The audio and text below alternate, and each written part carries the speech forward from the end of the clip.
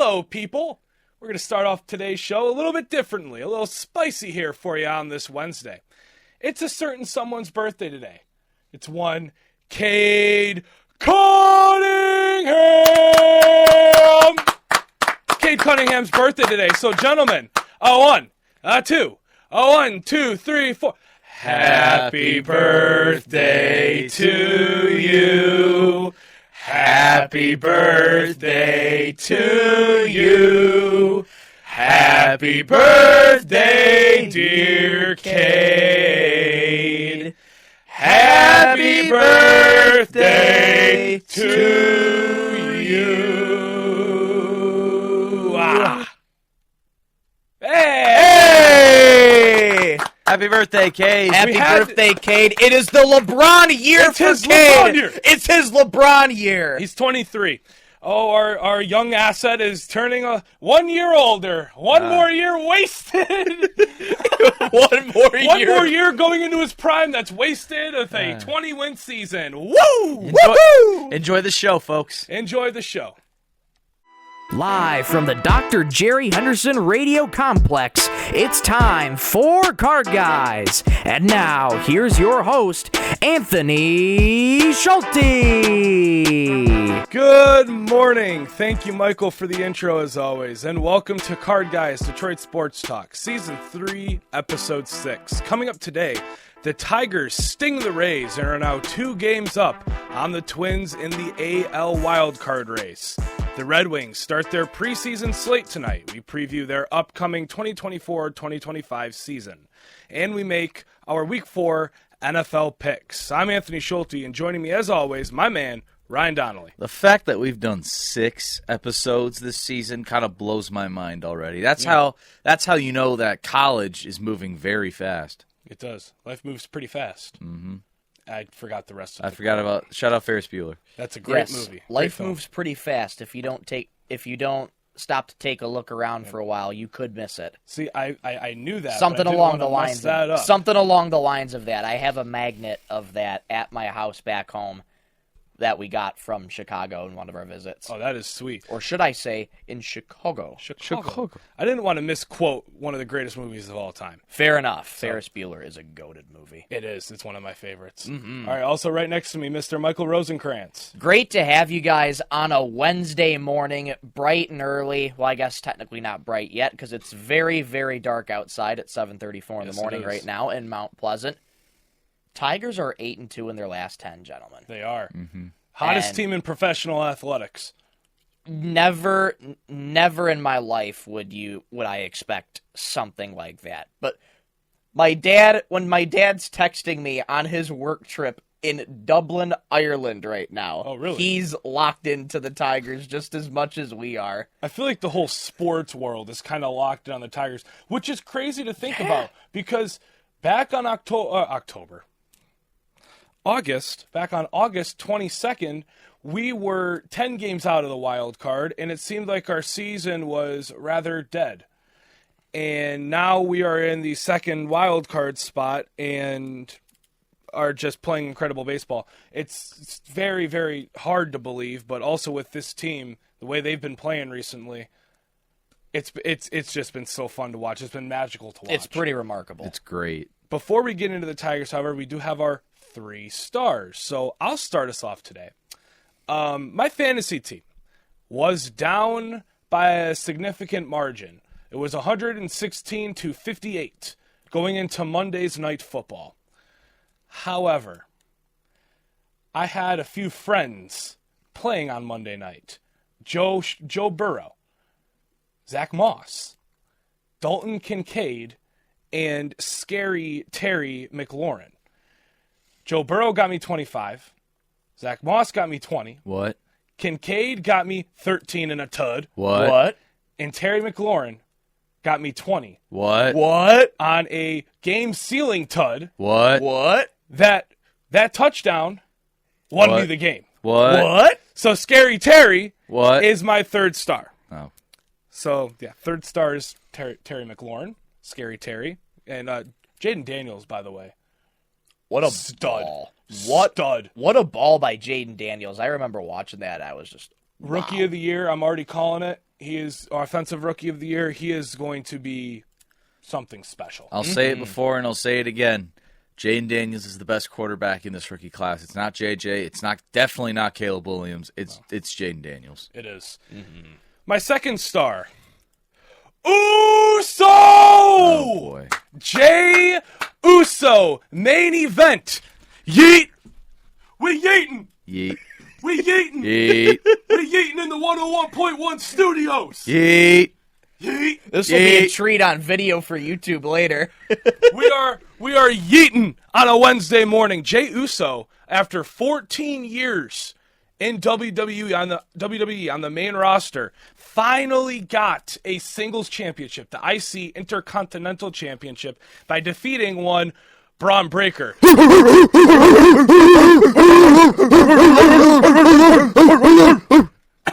Oh, this show stinks. All right.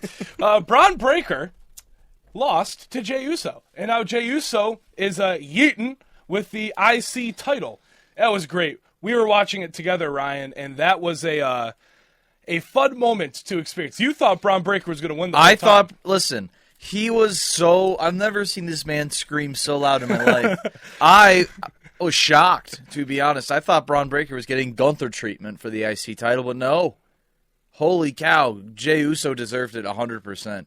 14 years in the WWE. I remember when he was with his brother Jay and he was putting on the face paint, acting like a Samoan. What's that? His brother Jay. His brother Jimmy. There you go. I remember watching him with the face paint on at WrestleMania 31 in Dallas, where he had a tag team match with the Dudley Boys, and now he's a singles champion, watching it back, it was awesome to see. It really was.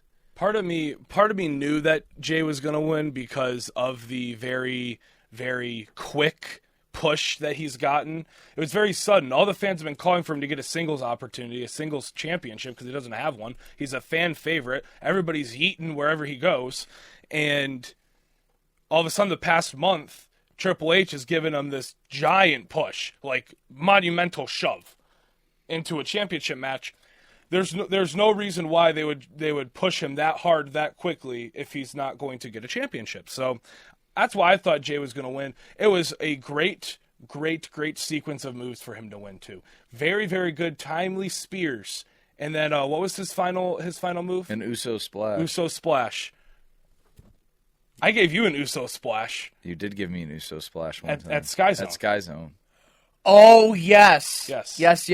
At Sky Zone. I remember seeing you guys at Sky Zone that one day. A few weeks ago, Anthony and I were at Sky Zone, and about a couple days later, I was sick. Really bad. Yeah. I speared him.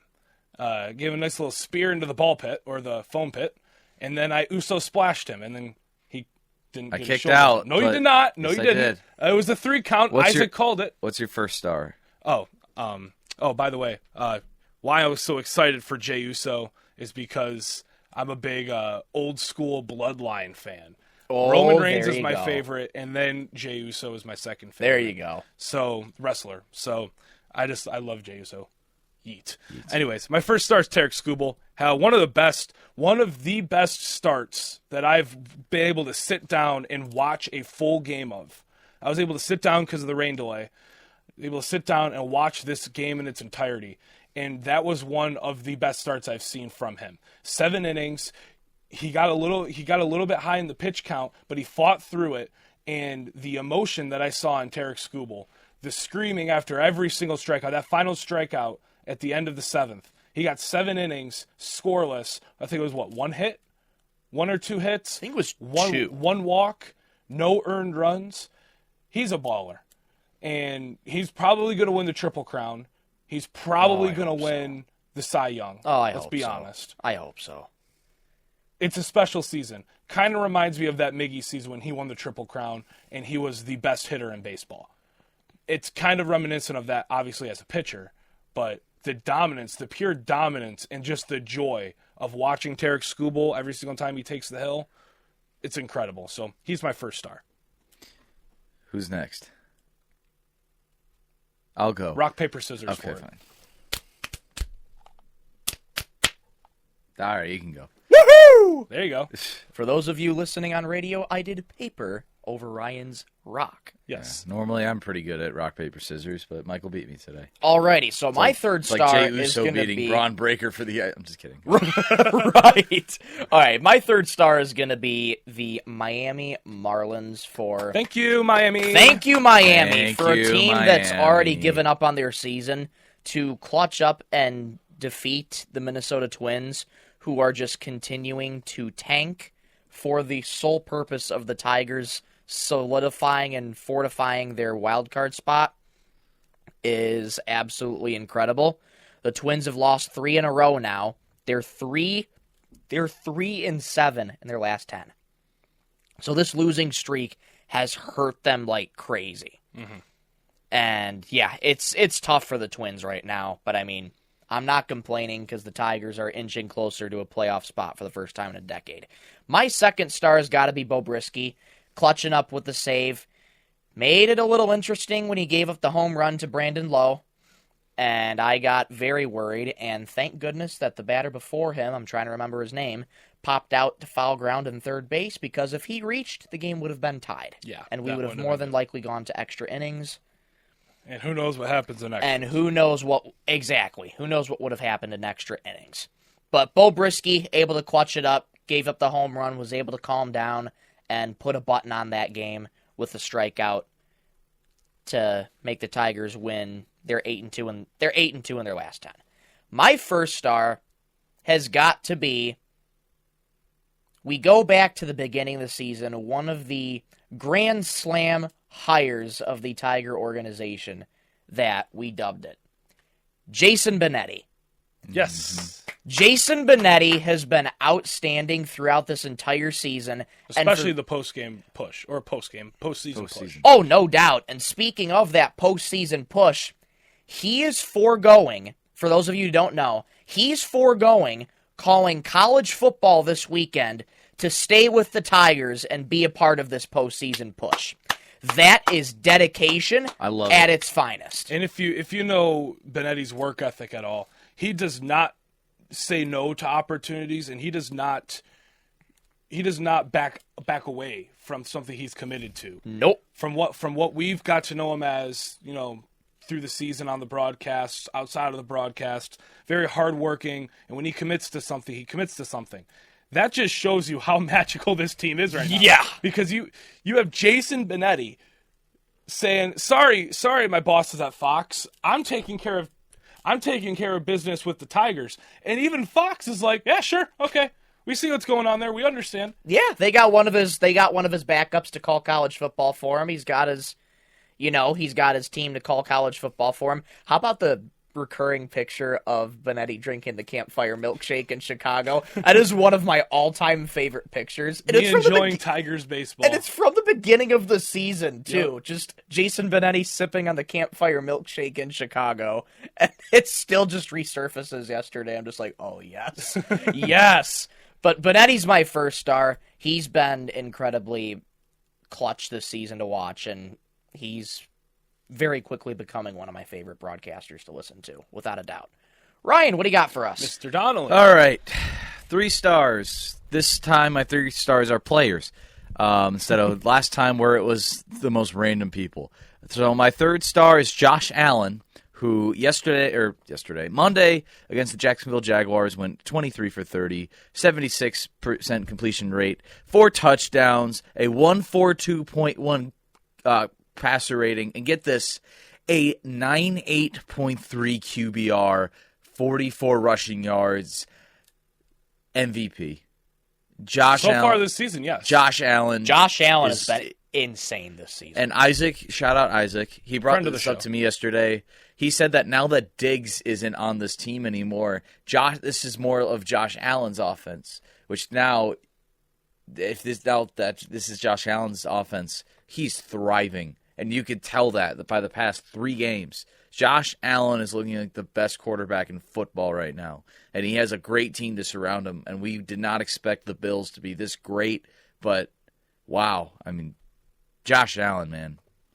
Thank you. You won me handsomely, let's say. I do want to say, I remember during our fantasy football draft when friend of the show, my roommate, Tyler Brazel, selected Josh Allen, another one of his, at the time, questionable picks. It was like his 5th pick in the draft. He picked Josh Allen, first quarterback off the board. Before anybody even thought of a quarterback, picks Josh Allen. We're like, why is this guy picking Josh Allen? What is he doing right now? Because, mind you, for context, he has the first overall pick in our draft. Guess who he selects? Not Christian McCaffrey, not CeeDee Lamb, not Tyreek Hill, whoever else would be picked Not number Justin one. Jefferson. Not Jay Jettis. David Montgomery. And you know what? Guess who's looking like one of the best fantasy running backs right now? David Montgomery. Dropped 20 last game. Who's the best Who's the best quarterback in football right now? Josh Allen. Picked him at the. He knew something we didn't about all this. Every single one of his questionable picks ended up being great. Ended up being smart. So shout out for that, because apparently the football juices are flowing for Tyler.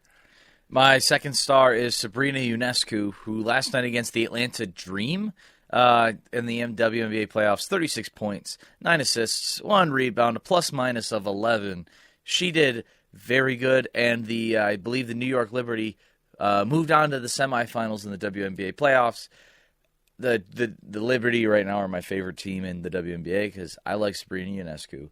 And my first star, Wenzel Pencil Perez, another Grand Slam player, a player who I did not expect. Is that Matt Vierling? On ESPN's player profile, Wenzel Perez is Matt Vierling. Can you screen grab that, please? I could try, but oh, you have a Mac. Yeah, Wenzel Perez yesterday, the season-saving 3-2 count off how do you say it? Ryan Pepois. On Ryan Pepois, an insane pitcher battle, an insane pitching versus batter battle. That's weird. Is it not popping up for y'all? No, we have Wenzel Perez here. Against Ryan Pepois last night. Yesterday, what felt like a 20-minute battle. Got a ball to sneak into the fair ball territory. 2 runs. Wenzel Perez, you deserve my first star. That's a very clutch 2-run ground. 2-run. I think it was 2-run, 2 out. It was a ground rule double into the foul seats. Yes, right by the right field pole. So, a spectacular piece of hitting. What I saw yesterday too. We'll get into the Tigers right now. What I saw yesterday with the Tigers was some great patience at the plate, some great at bats. Wenzel Perez had 2 of the best at bats of the game. It was the walk. Wenzel Perez walk. And he worked that count. I think it was like maybe a 7 or 8 or 9 pitch at bat. He worked that count beautifully. I think he was down 0-2 in the count. He ended up getting a walk. Beautiful at bat by a guy that made his debut this year, which is playing meaningful baseball. And you've got a guy who also hasn't even really played during this stretch because he just came back. What was it, last week from injury? So he hasn't really been playing during this resurgence of this team. Comes on in, has one of the best at-bats, and then delivers one of the best hits of the game to drive in the only 2 runs we scored. I was saying it until the 5th inning. We got to score, because I was getting some flashbacks of Scooble starts where we're just not scoring, and he has a beautiful outing through 6 innings, and then we lose like 2-0 or 2-1, right? Mm-hmm. So him coming through with that hit, huge hit. Pitching staff was great yesterday, as always. Couldn't ask for much more.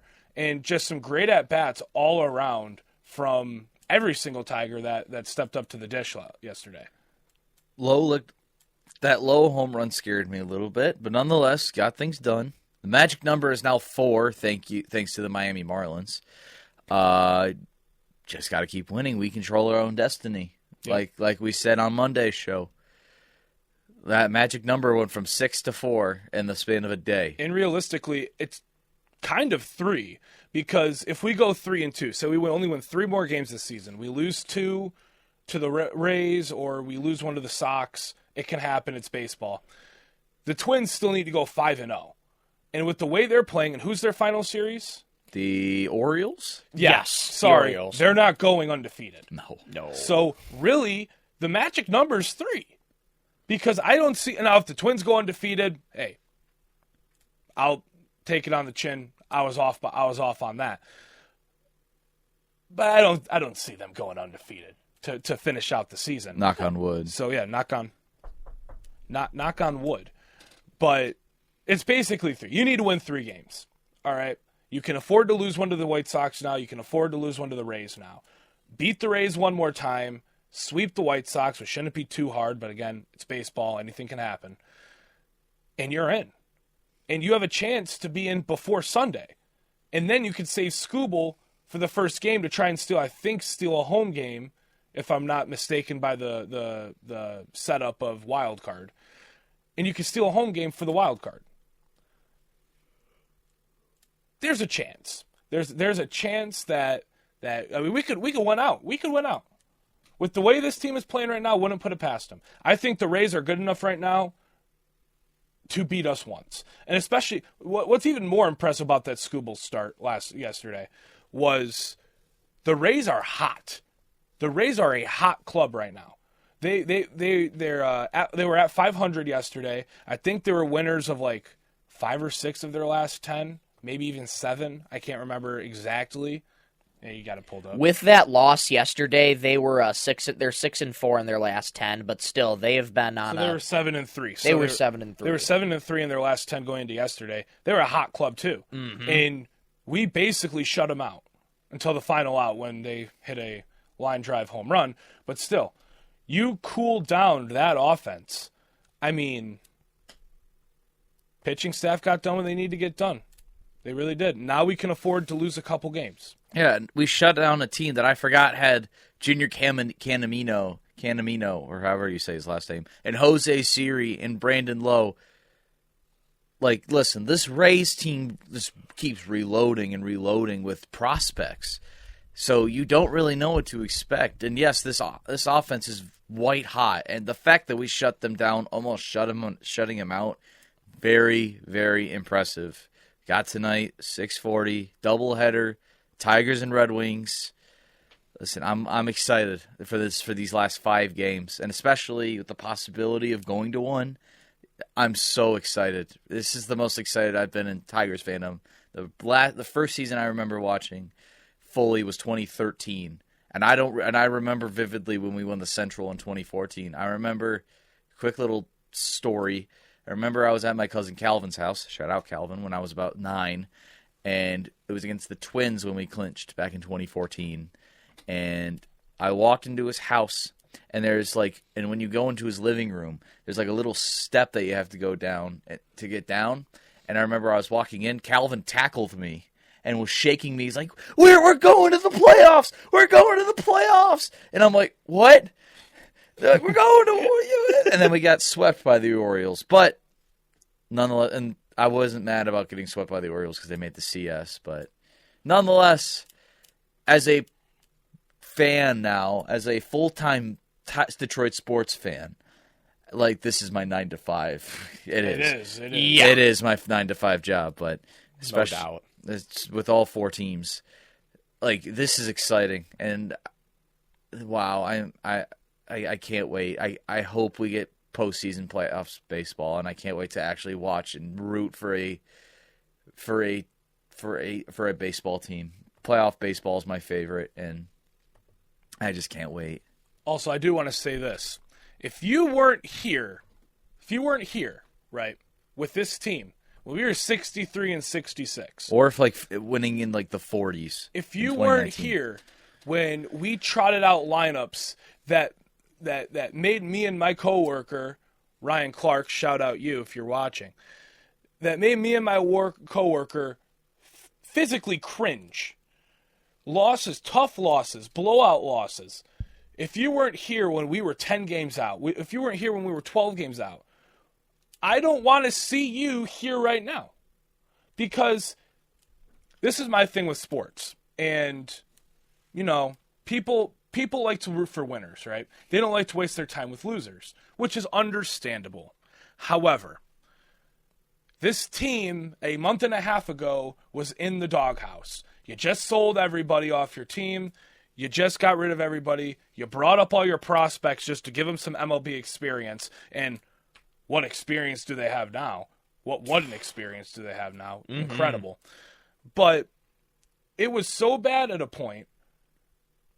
I mean, you barely had people going to games. You had barely people. People aren't taking time out of their day to watch way under 500, not even way under, but an under 500 team that's in fourth place in the Central and looks just completely out of it. If you're not watching the team, at least paying attention to the team, and then all of a sudden the team's your favorite when they're winning, that just irks me a little bit. And maybe it's because I pay too much attention to all the teams no matter what. Maybe it's because, I'm so used to losing because of a certain professional basketball team that resides at a pizza oven. I think you should stop. No. This is the one time, dude, where we don't have to bring up that team. But if you weren't here when we were at our lowest, stay down there. If you weren't supporting this team when they were at their lowest, stay there. Because No, go ahead. No, because the one thing that irks me in sports is when you only support a team when they're winning. It kind of just goes for life, too. When you only support something when they're winning or when it's a positive thing. You got to be there through it all. Yeah. I think that's what makes it feel so good, this run, because we've all been here through it all. I was watching this team back when they were under 500. I was turning on the Tigers at work when we were under 500 and we seemed out of it. Just to watch the team. Just because I like watching baseball and I love this team. No matter what. That's what makes us feel so good, because it just feels like maybe this is what it's going to feel like when the Pistons start winning. When the Pistons make the playoffs or are making a play-in push. No, definitely not. But if to add on to his point, if you weren't here 5 years ago when we won like 50 games, when we rolled out with a lineup Christian Stewart. Hold on. Victor Reyes, Dawel Lugo, Harold Castro, Brandon Dixon, Ronnie Rodriguez, John Hicks, Travis Dimitri, Jake Rogers, Gordon Beckham, and our ace was Matt Boyd. I don't want to hear you talk either. I had to watch. Oh, my God. Don't forget about Christian Stewart. And Christian Stewart. Shout out, Tony. But if you weren't there for those eras, for those years like 17, 18, 19, 20. Detroit Tigers, CJ Cron. Oh, yes. Oh, my gosh, I love CJ Cron. Detroit Tigers CJ Cron is the best thing to happen to me in 2020, or was the best thing to happen to me in 2020. But I don't want to hear you if you weren't in the dog pound then, now, and forever together. WWE. Very nice reference. But really quick for the Tigers, I want to pick your guys' brains about something. I don't know if you saw this. The last time a Tigers pitcher won 18 games in a season, it was Max Scherzer. Okay. In the 2014 AL Central title in 2014. And if we remember, wasn't Max Scherzer a Cy Young candidate as well? So you're seeing the same thing with Skubal. And again, Skubal is and should be the favorite to win the Cy Young. I would hope so. I know there's the whole debate. Oh, it's Skubal versus Emmanuel Clase. He's a reliever. No. Clase should just get the reliever. Relievers should not get Cy Young. If Clase had to pitch 6 to 7 innings every appearance, his ERA would be way higher. And relievers are it's so tough to compare relievers to starters because it's two different dynamics. It's two different types of pitching. Relievers, you can, especially a closer, you got 1 inning. You could throw your arm out. Well, not throw, you know what I mean, like throw a bunch of heat, right? Yeah. Bad choice of words. You could throw a ton of heat in your 15 pitches. You could throw all 100-mile-per-hour heat and be fine because you're not going to pitch for a couple days, and when you do, it's an inning. As a starter, you need to pace yourself. You need to learn the offenses a lot more. You need to know when to utilize what pitch against each batter multiple times. There's so much more that goes into being an elite starter. So much more. Now, I'm not saying that there's not a lot that goes into being an elite reliever and closer, because it's still impressive what he's doing. But there's a reason why there is a reliever's award, because it is a different position. It is a different position. You can't compare the two. That's like giving a designated hitter the Gold Glove, just because he's a great player. And you know what? He would be good as a starter. He would be good in the field. So let's give him the Gold Glove. That kind of like, and I know this is going to might irk some people, but Shohei Ohtani's MVP case, he doesn't play in the field too. That's what people are saying. And he only hits. So why would he get an award that awards both defense and offense for only being on the offense end of things? Now, he's so historic on offense that I don't think you can complain about him being the MLB MVP. No, you really can't. No, you can't. He has had a one-of-one generational season, which means probably should be the MLB MVP. Mm-hmm. However, they have a point. They have a case. He doesn't play in the field. He doesn't have to exert that energy and that work and that time on the fielding. Now, granted, he's a pitcher too, but he hasn't pitched this season. He's only been a hitter. So they have a point. And the same point stands with Clase versus Skubal. It's two different positions. And having two different positions fight for the same award, just, especially in baseball, it just doesn't make sense to me. I get it. And I just have it's a little thumbnail of a video here, but just giving you guys perspective on what Tarik Skubal has meant to this playoff push. He solidified his 18th win, first in the league, best in the league. His ERA right now is a starter. And that's probably gone down. And that is lower than that. Right now it says it's 237. 248. Wow. Thank you, Ryan. 237, first in the league. And strikeouts right now, he got 7 yesterday, so he should be right now at 228, first in the league. That's an insane number. Skubal has pretty much solidified this point in the pitching Triple Crown. You got to take a look at, I'm trying to remember who his competitor is, because he's very close. For strikeouts, is it Wheeler? Strikeouts, No, I know it was, second is it place. Valdez? I know second place has 217 strikeouts. And I think like 17 wins or something. Yeah. But if they lost one of the games, I think Skubal has solidified pitching Triple Crown. And at this point, we can say he's solidified the Cy Young candidate. Who else is it going to be? Clase. I think that's the only competitor. That's right the now. only competitor right now. And he shouldn't win that award. Relievers should not win a Cy Young. Anyways, we already got into that. And again, Tigers got Rays again tonight, 6:40. Cater Montero on the bump against Zach Littell. Zach Little's a veteran arm. Mm-hmm. Mm-hmm. So he's going to be tough. He's a veteran arm. He's been in the league for a while. And just the way that this Tigers offense is playing right now, it's the mantra with what the team's been going by, what we've been going by. Just keep finding ways to win. And at this point, the way you're playing right now, the Tigers are a mortal lock in the postseason. Mm-hmm. You should expect to see the Tigers be a mortal lock in the postseason with the way that they're playing. But you gotta, in my mind, again, Skubal start yesterday. Outstanding. That to me was sort of a prove it game. You know, you're destined for the postseason. Prove why you should go out there. And I mean Tarik Skubal doing what Tarik Skubal does because he's an absolute monster on the mound. Mm-hmm. And when you fire up a team like that with his energy on the mound right now, it's transpiring to the entire team right now. It is. And they're feeding off of that, which is one of the big reasons why they've been able to excel so well, especially when Skubal's on the mound. They got to keep this energy high. Cater Montero, he's been good as of late. His He's last been start really against good surprise. Baltimore was a little bit shaky. Little bit. Gave up a couple big flies, but granted. But we're not playing the Orioles tonight, so he should be fine. See, I think tonight could be a little bit of a trap game. You know, you've got all the hype around you. The Twins lost again last night. You're up 2 games on them. The Tigers might feel a little comfortable.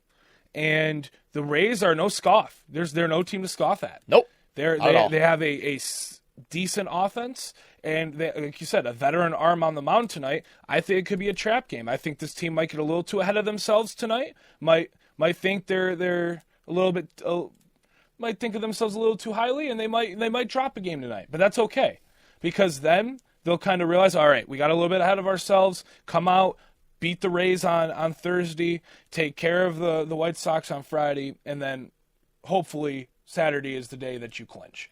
Yes. However, that's all we have for our Tigers segment today. Went a little bit longer, but this team deserves it. This team deserves all the Yeah, they deserve all their flowers. because it is special and magical what we're watching. Hey, stay tuned. Later in the show, after this short break, we're going to preview the Detroit Red Wings' upcoming season. As we mentioned, they have a preseason tilt tonight. Their first one of the first one of the preseason opener tonight. And we're going to make our Week 4 NFL picks, for better or for worse, because it's very hard to pick the NFL nowadays. You're watching Card Guys Detroit Sports Talk. We'll be right back after this short break. Sports cards, signed jerseys, signed helmets, and more. Miller's Sports Cards and Collectibles is your one-stop shop for all things the hobby. Make sure to check them out down Mission Street in Mount Pleasant, right past Meyer. Miller's Sports Cards and Collectibles. Card Guys, Detroit Sports Talk. Join Michael Rosenkranz, Sports take precedence over academics. I agree, but Ryan Donnelly, Corbin Burns, who is their big ticket J13 item. Scooble is with us. Scooble's our big ticket. Did J1. you just call Tarek Scooble James? And Anthony Schulte. I have an issue. You have. There is no break. It's a constant grind. It's an unbreakable cycle. Yeah, it's. As they navigate through the Detroit sports landscape. Live Mondays and Wednesdays at 7:30 a.m. on 101.1 The Beat in Mount Pleasant and at 11 a.m. on YouTube. Card Guys, Detroit Sports Talk. Welcome back, Card Guys, Detroit Sports Talk. Ryan Donnelly, Michael Rosenkranz, Anthony Schulte with you here on this fine hump day morning, about 8:07 over here, live on the radio, filming this episode. 8:08 now. Thank you. 8:08 now. I caught that at the wrong time. 8:08 now here in Mount Pleasant as we are recording this. We're going to get into some Detroit Red Wings hockey as the preseason opens up tonight. Not the playoffs. It is early. Preseason opens up tonight. Who do we take on tonight? The Chicago Blackhawks. In Chicago. So Connor Bedard's going to be on the ice. Going to be able to watch a little bit of Connor Bedard tonight. Excited for that. The Red Wings have a lot of optimism coming into this season. Should have made the playoffs last season. Some technicalities that aren't really, our favorite technicalities. Didn't play into our favor, sadly, but this team brought back everybody they needed to bring back for the most part, and then some. Bringing back Patrick Kane. Huge. Just signing Lucas Raymond and Mo Seider to new extensions. Huge. Tarasenko, Vladimir Tarasenko. Pardon me. Tarasenko. Just bringing him in from Buffalo, am I Florida. Florida Panthers. Panthers. Off the Cup team. Okay. Florida. See, I know my hockey. I'm really struggling right now. Re-signing Berggren too. Yep. Berggren came back. Yep. Berggren too. So this team's looking good. I'm still for context and what it's worth. I'm still getting into hockey. Last year was my first real season watching a whole season of hockey. I've been in and out. Really, my three favorite sports are basketball, football, baseball. But hockey is right there. It's my first season, last season, and this season I'm excited. I'm excited to be from preseason 1 to hopefully playoff last game because I'm excited for this team. Team should be fun. It was fun last year. DeBrincat, Larkin, bringing in Kane last season. The boys were humming. We got everybody back that we need to bring back, and it should be a fun one this season, huh? Yeah, like you said, we got everyone back and then some. Mm-hmm. Not to mention we got Cam Talbot from Edmonton, who is a dog. We fixed our problems that we needed to fix last year, and I feel like our biggest problem last year was goaltending, and we got it. I don't think it was fully fixed. Well, I don't think it was fully fixed. I'm saying But you could give Line a day off, kind of. The problem last year, and the reason why we lost 7 games straight in March, is because, bad defense, and we gave Alex Lyon 7, 8, 9 straight starts, which for a goalie you can't do. Now that you add Cam Talbot, who's on that same level but better than Alex Lyon, that helps him out so much. Now you have a goalie battle between Talbot, Lyon, and Ville Husso, and I think it's really a battle between Talbot and Lyon. Billy Husso's just the backup because he sucks, and I hate him. Backup to the backup. Backup to the back. He's your favorite artist's favorite artist, Yes. basically. But I don't like Billy Husso. I don't know why he's still on this team. I hope he should be the main goaltender in Grand Rapids. But what do I know? I'm just a second-year hockey fan. I don't know. But You could send Husso down as a backup because you got Kosa in net right now. For oh Grand yeah, Rapids. And true, you got to you're giving Kosa another 2 or 3 years before he comes up to the NHL because he still has to develop. But Kosa last season with Grand Rapids, he was putting up some good numbers. He was. yeah. He was putting up some good numbers. He's going to be a big addition to this Red Wings team once he develops more and more. The thing again, though, with Husso, he hasn't played since, I think, February because he's been injured. So he's injury prone. He's been out for a while, so he hasn't been healthy as of late for the rest of the season. But just sort of reading up on the Red Wings as of late, Steve Yzerman did say Ville Husso is ready to go. He's healthy, but it's, three goalies. You got to have a battle, and it's just you're gonna see what comes out of that. Cam Talbot's the kind of veteran goalie we need. Lyons used to being a backup anyways. Mm-hmm. He was a backup with, I want to say it was Tampa. I think it was either Tampa or Florida. I was going to say Florida. I think it was Florida. But anyways, Philly. Philly. Really? All right, Philly. We used to Dilly, Philly, really? Anyway, he's used to being Florida. Okay. Florida. That's what I thought. Philly, then He's Florida. used to being a backup anyways. Mm-hmm. Cam Talbot's the kind of veteran we need. I could definitely see Cam Talbot being goalie 1 for us, followed by Lyon, and then Husso. If for some chance Husso outlasts Lyon. I think Lyons earned kind of the. I think he's earned at least the opportunity to be the starter. At least at the start of the preseason, he's kind of earned the opportunity. Talbot can easily overtake him, but I think what Lyon did last season and just how much he really did help this team in the grand scheme of things, goaltending wise, I think he's earned at least the opportunity to be the number 1, and then he could easily lose it within the first week of the season. He could easily lose it during the preseason if Talbot outperforms him. However, I think Lyon's earned it. I want to see Lyon in net to start the season. I want to see. That makes sense. I get it. I want to see Lyon too, but also I'm so on the fence with goaltending. Like we, it's like putting flex tape on a piece of cracked wood. Like, okay, it's gonna hold for a while, but I don't know how long it's gonna hold. Will Cam Talbot shock the NHL world and be like an Igor Bobrovsky and be like an elite goaltender? Or will he just be like a Ville Husso and be bad? I don't know. Defense improved, although I think I don't really know what to say with this team. The main core is still there, but you did lose Comfer. You lost Perron. You lost Wallman. 3 huge guys that was a part of your core, especially David Perron. Perron was the big loss. The guy who scored the what should have been playoff clinching goal if Philly didn't pull their goalie with 3 minutes left. That was stupid.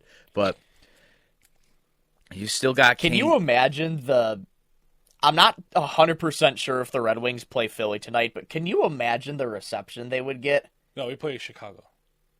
Oh. Yeah. No, I'm saying later in the season, though. Oh, I yeah. said tonight. No, not tonight. But can you imagine later in the season if Philly came to the pizza oven and because Philly was the reason that the Red Wings did not make the playoffs in a sense because they decided to pull their goalie with 3 minutes to go. And you guys know the story. Washington scored immediately. Yeah. And I think Perron and Comfer are 2 pretty big losses. agreed. That- Perron's a veteran. Yeah. And he was a big component for the Red Wings over the course of his time here. And he went, I'm trying to remember where he went to. Nashville. Nashville, that's right. Or no, Ottawa. Ottawa. I thought he went to. Oh, he went to Ottawa. I thought it was. And then all the fans were mad at him because he went to Ottawa. I thought, in my mind, I thought both Stamkos and Perron went to Nashville. Yeah, Perron went to Ottawa, which for some reason, is a team that's always had the Red Wings number. And that's why fans were so mad when he went there. They were like, come on, dude, you were just battling against this team that just always seemed to beat you, and now you're joining them. It's like, all right. Right. Ooh, there you go. December 18th, Red Wings at home against the Flyers. I might be over there. Christmas break. There it is. For us. Another guy we lost was Sprong. We lost Spronger. Daniel Sprong. Sprong, Gostesphere. Yeah, I forgot. I'm looking at so much. Gostesphere went back to Carolina, I thought. You did. I wanted to keep him so much, but Fisher get re-signed. I'm trying to retrain my memory of who we lost and who we got. Yeah, Tarasenko is huge. Tarasenko was a Holy big cow. pickup, and that was Man sort can of score. a signing on the down low, which I feel like Steve Yzerman has done an incredible job at that, just keeping things discreet, not relaying information when it's the right time. When it's the right time, he'll make that move, and here's the thing, to try and put a button on this. to put a button on it. Steve Yzerman has been GM for the Red Wings for a while now. The Yzer plan has been in motion for a while. I love Steve Yzerman. Now, don't get me wrong. The spotlight is only going to continue to grow on him and Derek Lalonde. The spotlight is very big on them right now. Red Wings fans are tired, especially after last season, of not making the playoffs. In a year that you definitely should have made the playoffs, the way you were battling back. There has to be a time where, a line has to be drawn at some point and say, look, they don't make the playoffs again this year. Something's got to happen. It's just so tough because you have the Steve bots, as people would call it, the dedicated the Steve Yzerman followers, and then you just have people who are, just sick and tired of waiting. I get both sides. Am I a Steve bot? Sure. Because, I like what Steve Yzerman's doing and what he did with Tampa. That's a dynasty team that he took just about a decade to build. And I think right now he's in year 7 now of the Red Wings. That sounds right. 6 or 7. I think it's 7, I want to say. He got hired, 2017? Might have been 18, I want to say. But anyways, Steve Yzerman, the spotlight is bigger on him. Same with Derek Lalonde. Yeah. I mean, that was one of the big reasons why I honestly wanted Derek Lalonde gone last year, because there were times where he simply did not address the team. Well, he didn't have the respect of the locker room, and I don't think he does right now either. I don't think he does right now either, and it's sort of just a mindset where maybe players have to take it into their own hands. I mean, Patrick Kane, that veteran leadership. Dylan Larkin, the absolute heartbeat of this team. He's going to be a Red Wing for life. He's not going anywhere. You have that veteran leadership. And if it comes down to the players taking it in their own hands, I find it similar to Greg Popovich with the Spurs when he would call timeouts, not go over there so the players could talk about it amongst themselves. Because the players are you could be the coach, but sometimes, like basketball reference, the point guard, right? Sometimes on the fly, you've got to make decisions. The defense isn't what you expect it to be. Now you got to have your top leader, your top brain on the floor, on the ice in this case, calling the shots, calling the plays, being that leader that sometimes a head coach can't be. That's what winning teams have. Every single winning team has their quarterback, has their point guard.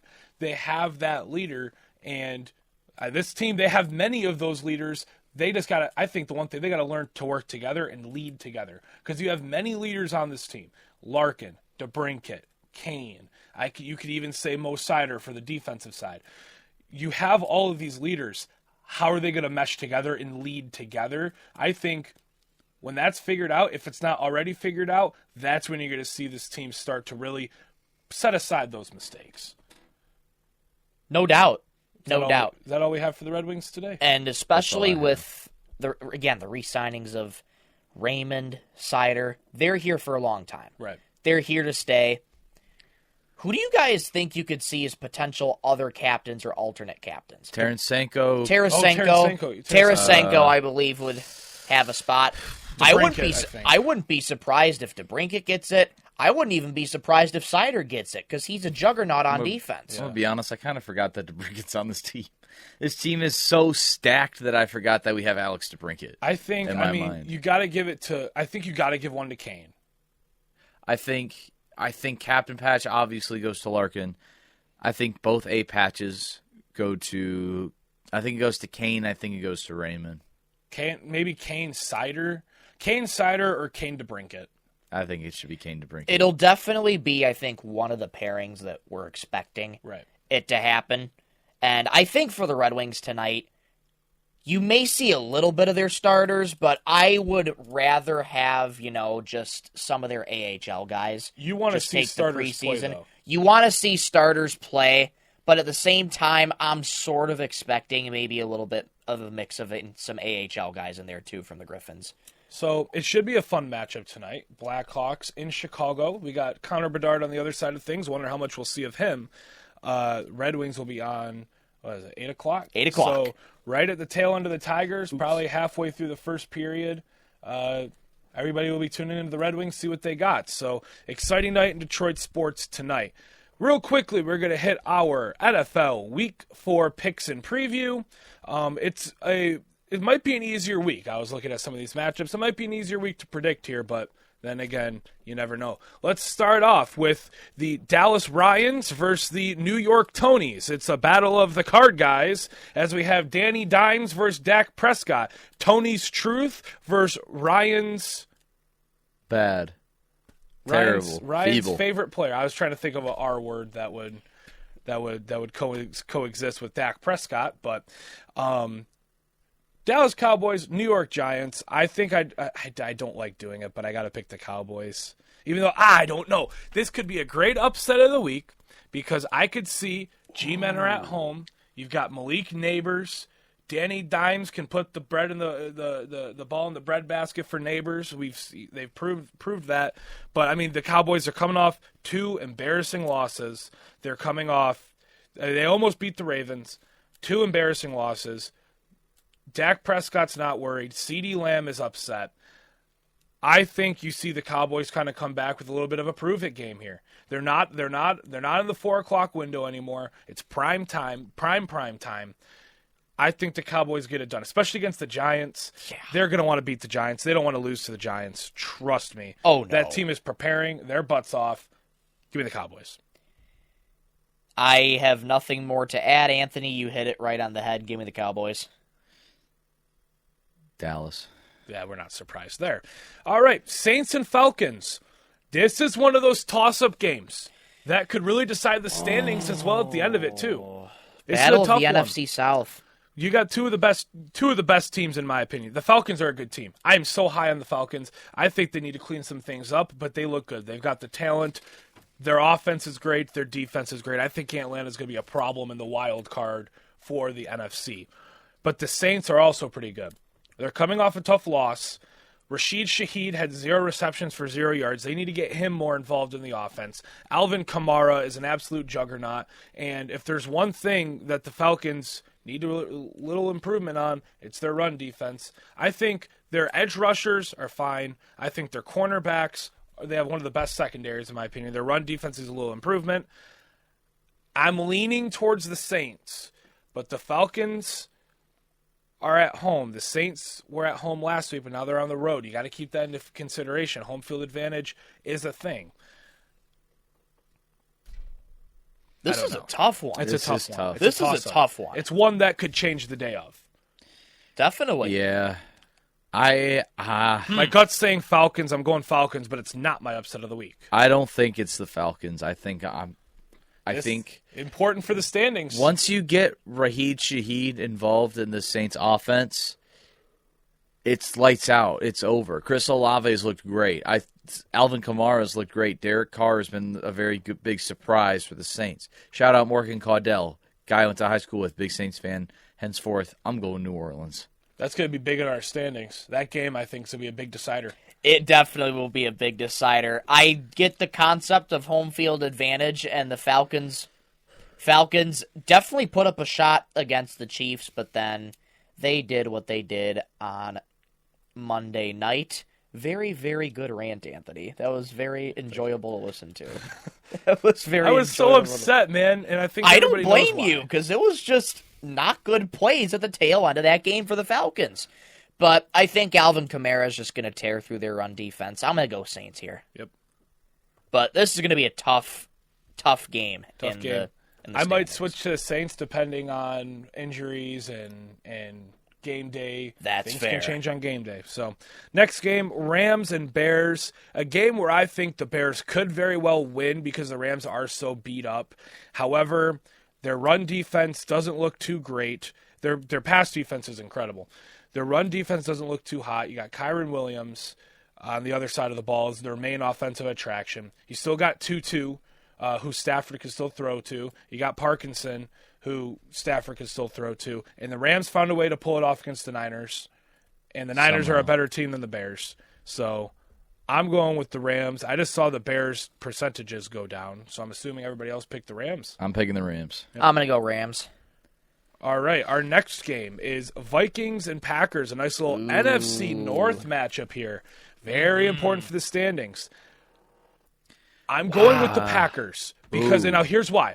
I don't like picking the Packers. However, we want Minnesota to lose because if we win, then we're tied for first place. We don't want Minnesota winning. Minnesota's 3-0 right now.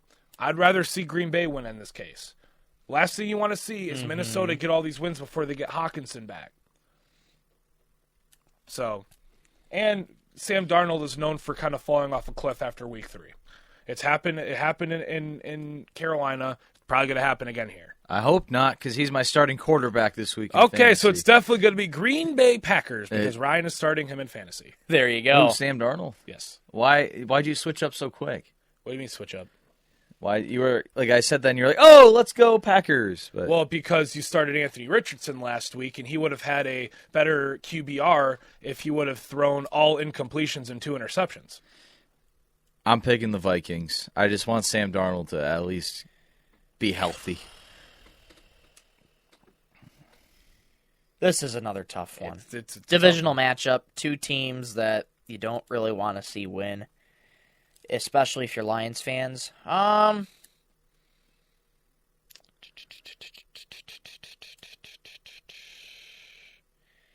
going to get a little adventurous. Give me the Packers. There it is. All right. Ladies and gentlemen, Uh-oh. the Anthony Schulte upset This of the is week your comes Colts? with the Indianapolis Colts taking down the Pittsburgh Steelers. This is your Colts. This is your team. You bleed blue. I do bleed blue this week, yes. Sorry, Isaac, friend of the show, big Steelers guy.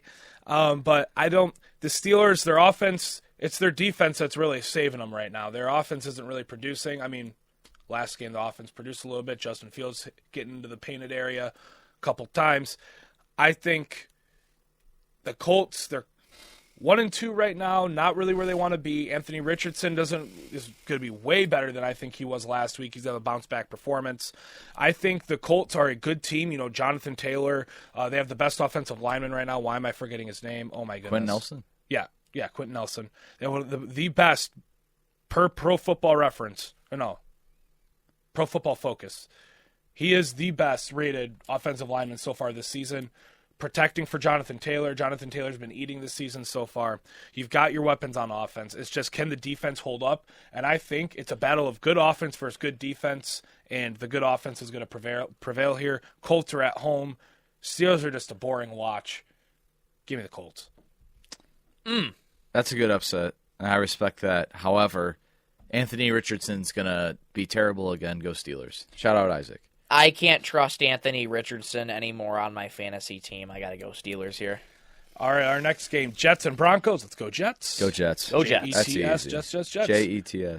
Jets. Jets. And then we got Eagles, Bucks. This is a tough one, but I'm going to go Eagles. The Bucks didn't look too great last week. Their defense looked a little depleted. Baker had a little bit of a comeback down to earth game, and I think the Eagles' offense is going to get it together. Jalen Hurts is going to get it together. Give me the Eagles. ELGSEL Eagles. It's one of my favorite videos, not that I've seen it. The ELGSEL Eagles. Give me Philly. All right, now we got an interesting one. Bengals at Panthers. Panthers coming off a very impressive win. Ladies and gentlemen, Oh, wow, this is... Whoa. Wow, this is Ryan ballsy. Donnelly, the upset of the week. and the Red Rocket, the Red Rifle, the whatever I called them yesterday, the Red Rifle, had looked very good on last Sunday. I'm picking the Panthers. To call me crazy. You are crazy. Call me crazy. Chuba Hubbard put up 30 points for me in fantasy. On your bench. On my bench. Andy Dalton. Oh, no. Andy Dalton looked amazing. And he's playing his former team, the Cincinnati Bengals, who has not looked great at all this year. I think they're gonna bounce back. Nope. You have T. Higgins, you have Jamar Chase. Nope. It was T. Higgins' first time back in the lineup. Joe Burrow looks good. He's getting healthier and healthier by the week. Zach Moss is a great running back addition for them after the loss of Joe Mixon. It's just, can that defense stop what looks to be a resurgent Panthers offense with Andy Dalton? I don't know. It's going to be a shootout, in my opinion. I think it's going to be a high-scoring affair. But I think the Bengals, there's no way they go down 0-4. There's no way. I would certainly hope not. And if they lose against the Panthers, there has to be some changes going on in Cincy. I'm going the Bengals Zach with Taylor? this one. Yeah. Go All right. Panthers. So next Go game, Rocket. we have Ryan's third team, the Jaguars. Yes. Against the Texans. Go Texans. Go. I am picking against my third favorite team. Go Texans. This is going to be Texans. And then we have an interesting one.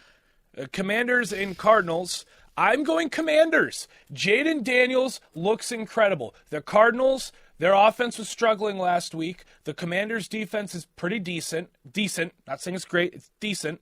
But their offense looks great. Eckler's in concussion protocol. But you got Brian Robinson. You've got Scary Terry. You've got Jaden Daniels, who is a offensive weapon on the run, through the air. Jaden Daniels had an incredible performance against the Bengals. I think Scary Terry is going to be a lot more involved, as they mentioned he would be. He's going to get a lot more targets and receptions. Give me the Commanders over the Cardinals. I'm with you. Give me the Commanders. Wow. Is it going to be all three Commanders, or is it going to be 2 against 1? You guys make really good points about the Commanders. Reminder, Kyler Murray had 78 rushing yards yesterday, or this past Sunday. 48. Yeah. I was told 78. According to Dan 48. Campbell. Oh, well, maybe the guy that I saw on Twitter who said that was wrong. Well, that was on Possibly. Twitter. Folks, unless it's a beat writer, do not trust Twitter for sports. No, it wasn't a beat writer. It was a stat account. Anyways. I'm hopping on. Give me the Commanders. Yes! All 3 for this one. Yes. All right, Patriots and 49ers. Niners. 49ers. That's Niners. easy. All right, now we have another game where it's really a toss-up here. It's We've got 50-50, literally. It's Raiders. I love doing that every week. We've got the Raiders. We've got the Browns.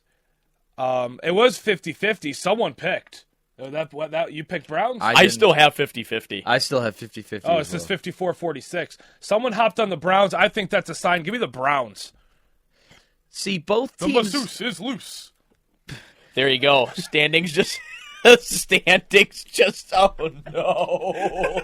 The standings just updated. And then you get that one liner from I'll Anthony. say this. Both teams, literally both teams are the same. They're the same. Great defense, terrible offense. I just need Devontae Adams to be bad this week. There you go. It's so weird. Both the Browns and the Raiders have that one elite player on offense, and they have a great defense. But everything else is terrible. So I don't know. You know what? Give me the Raiders to lose. Go Browns. Raiders to Okay, lose. Pat McAfee. Pat McAfee. Just kidding. I'm actually going to go with the Raiders. I can't decide. I can't. I'm going to go Browns. There you go. I'm going to go with the Browns. The Cleveland Browns. All right. Chiefs, Chargers, Chiefs. This is going to be Chiefs. Bills, Jim Ravens. Harbaugh. Jim Our Harbaugh. Frank moment. Is going to lose again. Frank moment. Bills and Ravens. Oh, Another tough one. Bills. I'm going Bills. I'm going Bills as well because, I mean, they're hot right now. You I mentioned would it. You say alluded to Bills. it earlier with Josh Allen. They're hot right now. And the Ravens, I don't know. I don't know how to feel about the Ravens right now. I really don't. This could be a good game for the Ravens to prove it. I think it's a perfect game for the Ravens. Mm-hmm. But then again, It's the Bills. The Bills are hot right now. The Bills are a great team. I think you got rid of the problem, which was Stephon Diggs. We were all like, why are they getting rid of Stephon Diggs? There's a reason. There's a reason why they got rid of Stephon Diggs, and they're proving it right. James Cook is a passing and rushing threat. He is. I think James Cook's one of the best all-around backs right now in the league. I mean, he's just performing at an insane clip. Mm-hmm. And, I mean, their wide receivers are stepping up. Keon Coleman. You got Kincaid involved in the offense last week. Khalil Shakir. I think he's been involved a lot more in the offense. Josh Allen's finding his guys. He's the offense is humming through Josh. So I'm going Bills. Let's take the Bills here. All right. Everybody got the Bills? Yeah. All right, Dolphins, Titans. Give me the. I don't like. I like the Dolphins here, but is it going to be TB12, Tim Boyle? Tim This is freaking Will Boyle. Levis. Like they need to get a quarterback like 2 days ago. This game is going to end to Right. 10-3. Yeah, it's going to be. And you already know how much I can't stand Wait, Will Levis. wasn't the last Titans and Dolphins game on prime time in Miami a low-scoring affair as well? I don't remember. It's just they have so many good skill position players. Devon A. Chain, Raheem Mostert, Tyreek Hill, Jalen Waddle. They have good players. It's just you got to have an arm to get the ball to them. Yes. This is one of those decent defense, terrible quarterbacks, great wide receiver core for both the Dolphins and the Titans. Henceforth, I'm gonna pick. Oh no! I'm going fins up. Fins up. I gotta go Dolphins here. I just think they have a better core than the Titans, and I can't stand Fins Will up. Levis. Fins up. Fins up. Fins up. This is what we're doing now. Okay. Yes, Fins up. fins are Fins up. Everybody's fins are up. Alrighty then. All right, and my tail's wagging here. The Lions and the Seahawks. Get it? Lion, cat tail, wag. Yeah. Very, very nice. Very nice. Anyways, all right. Lions, Seahawks. 81% of the folks say the Lions are going to take this one home. It's going to be a close one. Look, the Seahawks It's have our number. gonna be close. There's a time in life where your favorite team, where You said you were picking against the Lions. and I'm going to stay true to my word. I'm going the Seahawks this week. Look, I don't blame you. Look, the Seahawks got the Lions' number. The Seahawks, granted, they've played 3 terrible offenses. We've played 3 amazing offenses. They've given up only, 270-some yards total this season and through the air. Their defense is good. Incredible. Their defense is very good. Not Legion of Boom, but Legion of something for sure. They're Legion not, of Doom. Sorry, I had to Costco guys.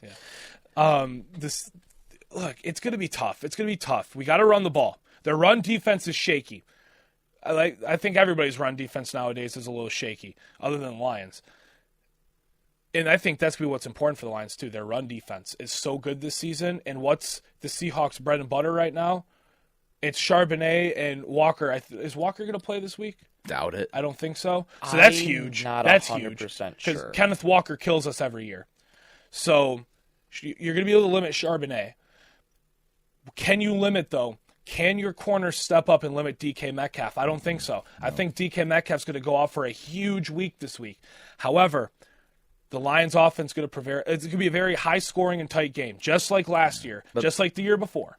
But the Seahawks also has the best secondary in the entire NFL. And we have the best running back tandem, and they have a meh running defense, in my opinion. It's their secondary that's so good. This Seahawks team, although the one thing that's changed is their coach, this team is the same. So that's why I can't see a world where the Lions win. I can't. I'm sorry. I can't. I will There's no never way pick the Lions against the win Lions. this week. I will gladly take an L and pick them. I'm picking the Lions every time. However, I could be completely wrong by saying the Seahawks' run defense isn't good. I have not watched much Seahawks football. I could be completely wrong. Please flame me in the comments if I'm wrong about that. And also, please flame me for picking against the Lions. I think this is the first time in Card Guys history where someone picked against the Lions. It very well could be. It very well could be. This game is going to be incredibly tough for the Where's Lions. the Seahawks run defense wise? So the Seahawks' run defense, Is it bottom of the league? Towards the bottom. it's towards the bottom of the league. I have football knowledge. It's sort of towards Honestly, it's sort of towards the bottom of the league right now. I might. They're averaging maybe 349 rushing They've only yards. given up 349. Honestly, on the ground, they've given up over 100 a game. Honestly, I might switch. I might go to the Lions. They're giving up over 100 yards per game on the run. So they're limiting it through the air, but they're not on the ground. And we have Gibby Ground. and Monty. Yeah. We have the ground. And the question marks, though, the injuries. Davenport, gone for the season. Davenport's out for Barnes, the year. probably gone until close to the postseason. Ragnow, questionable with his torn pec. Campbell said that he's good to go. I From what think Ragnow is week to week from what I've heard. He's week to they week. said they're waiting till the end of this week to give an official if he's playing or not. So, But Lions are beaten up right now. we are beaten up. I think the Lions. I think in Allen Park right now, there is a different type of buzz this week because this is a team where, as we've mentioned many times on this very program, that the Lions can't beat the Seahawks as of right now. They haven't beat them since 2012. You've played them the past 3 or 4 straight years. You cannot beat this team, no matter what. I feel like this team right now, especially the guys that have been here, Sewell, Amon-Ra, Goff, Ragnow, Decker, other veterans, Hutch been here for the past couple years. You can even say Kirby. All these guys want to beat this team. They are tired of not only being scheduled against them, but not being able to win against them. And I feel like and those are the leaders too. The leaders of this team are going to kind of push the rest of the guys over the hump this week. They're going to prepare their butts off. And the Lions are going to finally win. This will be a close one. Might be a game-winning field goal. Might be a game-winning field goal by Jake Bates. But Very well I could think be. it's the Lions. I'm saying 51 total points. This game is so. Actually, I'm going to go up to 58. This game is such a toss-up. It really is. It really is. I can't pick. I picked the Seahawks. I said I'm a man of my word, but then I switched back to the Lions because you can't pick against the Lions. I never said you can't pick against the Lions. I just said I'm never picking against the Lions. I think that's just a common rule for everybody. I think I might make my pick will be official by next show. I will say, like when we go through our Week 4 NFL picks on Monday, which by the way, tune in. I might make a switch back to the Seahawks, but I just got to wait for an injury report. Yeah. I got to wait for an injury report. I'm going to be reading every single practice report that comes out from Lions Twitter. I got to do my research this week because this week is going to be tough. It's going to be a tough week. It'll be a tough week. Lions, as of right now on ESPN, are only favored by 3.5 as of right now. At least they're favored. Least we're favored, and over-under right now is 46.5. I definitely think it'll be a high-scoring game. It's going to be back and forth between 2 great offenses and 2 great defenses. Lions have depth, and that's what Dan Campbell's preached. When you have guys that go down, it's next man up. Next man up, no questions asked. And last week against Arizona, you got to see some of those guys that did step up. And they're going to have to do it again against the Seahawks. Yep. A tough team, but I could see it happening again. And for that, I'm going to take the Lions. There it is.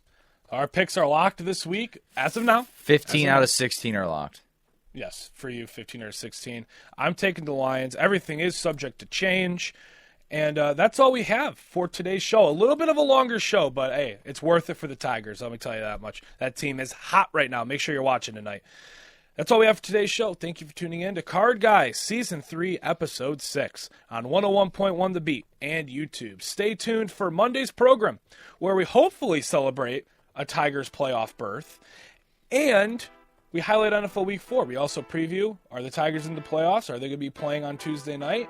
And the Lions game. We'll revisit, and we'll see where we're standing after the weekend. For my good buddies Ryan Donnelly and Michael Rosenkranz, I'm Anthony Schulte saying so long, everybody.